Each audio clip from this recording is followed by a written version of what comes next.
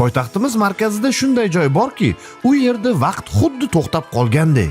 U joy Sovet ittifoqi paytida qanday bo'lsa, hozir ham xuddi shunday saqlanib qolgan. Agar Sovet ittifoqining atmosferasini his qilmoqchi bo'lsangiz, aynan bu joy siz uchun. Bu joyga kelib tarixiy sosiskalarning mazasini ko'rsangiz bo'ladi. Bu joyga kirishingiz bilan eski g'irchillab yotgan eshik, eski devorlar, eski suratlar va qadimgi stullar sizni kutib oladi. Bu yerning remonti hech qaysi didga to'g'ri kelmaydi. Bu yerda qonun hammaga bir. Och bo'lsang, qorningni to'yg'izib chiqib ketsang bo'laveradi. Quva kafesida hali ham sosiskalar eski sovetskiy qozonlarda pishiriladi. Sosiskaning yoniga qovurilgan kolbasa, qaynatilgan tuxum va o'sha mashhur 3 в 1 kofeni xarid qilsangiz bo'ladi. Hojakam sosiskaning yoniga qo'yib beradigan ikrasi esa alohida bir mavzu. Ha aytgancha, faqatgina shu joyning mijozlari uchun shu yerning o'zida sovet retseptida tayyorlangan garchitsalari ham bor. Sosiska xonamizda sovet davrida modaga aylangan stakanni krushkaga aylantirib qo'yadigan maxsus ushlagichlari ham bor. Qo'lingiz kuyib qolmasin deyishadi-da.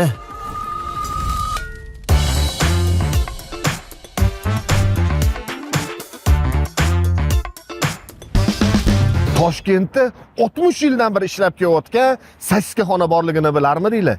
Ketdi ko'rsataman. Agar siz Sovetskiy Soyuz paytida tug'ilmagan bo'lsangiz, sizda yana shu auraga bitta tushib ko'rish imkoniyati bor. Aynan mana shu joyda. Bu joy ishlayotganiga 60 yil bo'lgan. Hattoki eshiklari ham shunaqa eski va qadimgi. Mana ovozni eshitinglar. Eshitasizlarmi? Buni ochsanglar, mana ichkariga kirishinglar bilan Sovet ittifoqiga yana bir bor qadam qo'ygan bo'lasizlar. Bu sosiskaxona ochilganiga 60 yil bo'lgan. Bekorga aytmayapman. Bunaqa eski va qadimgi joylarimiz juda kam qolgan. Bu yoqni adalarimiz, ulardan kattalar yaxshi bilishadi. Bu yoqqa kelsanglar, ayniqsa ertalabga yaxshi bo'ladi. Sosiskalari bor, tuxumlari, varyonli kolbasalar, xullas novvoy choy va eng qizig'i bularning o'zini garchitsasi bor. Garchitsasi вообще bomba. Olov.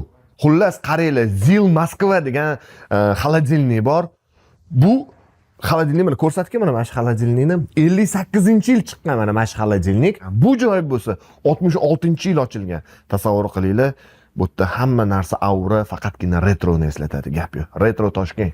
O'rtoqlar, biza shunda mana panoramada joylashgan sosiskaxonaga keldik. Nomi Quva bu joyi. 66-yil ochilgan. Tasavvur qilsanglar, mana 60 yillik bu kafeteriya desa bo'ladimi, sosischilik joy.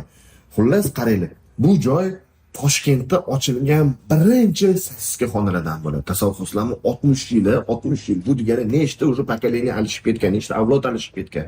Bu yoqda kelib yeyishinglarga asosiy sabab qaranglar, sosiska emas, bu yoqning atmosferasi, bu yoqning aurasi.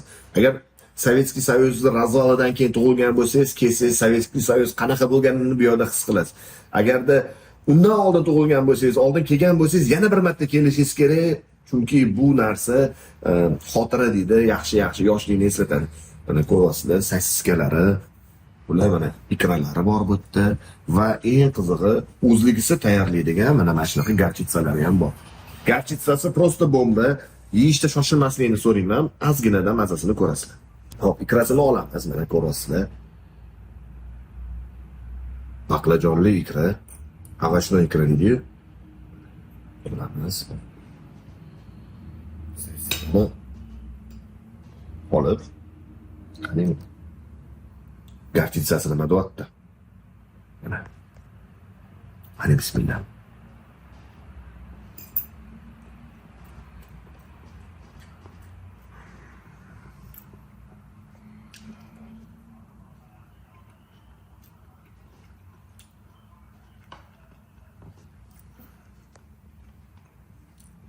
Garchitsa alohida tema. Ayniqsa qishda bu garchitsani hamma yeb ko'rish kerak. Odam yondirib yuboradi ichini. Mana shunaqa stakan qo'yadigan podstavnik deydimi, podstavka deydimi, qayerdan topasizlar? Kelsanglar mana shu yerda bor. Qo'lingizga kuymasligi uchun mana shu stakandagi berishadi. Buni kattalar yaxshi biladi. Ba'zi bir yoshlar endi ko'rayotgan bo'lsa ham ajablanmayman.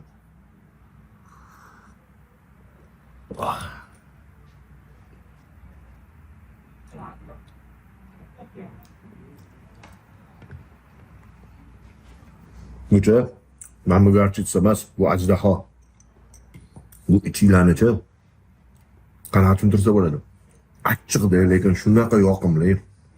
Burunlaringizdan-chi o'lov chiqib ketdi deydi. Ko'zlar yosh, mana ko'zlarimdan yosh oqyapti. Bu quvonch ko'z yoshlari. Ayniqsa qishda bu quvonch ko'z yoshlaricha kerak bo'ladi-da. Bilasizlarmi, bir xildachi nima yegiylik kelayotganini o'zingizlar bilmaysizlar. Ovqat yog'li qiladi. Ani yevropeyskiy kuxniyaga hammani ham borgisi kelmaydi. Shunaqa payt sosiska ayni muddo. Bu ishtahasi yo'q odam, qoni to'q odam ham kelib bitta sosiska yeyorsa bo'ladi-da. Endi kolbasalarni ko'ramiz. Muzdekkina kolbasalar. Chunki hali isitish ulgurmagan.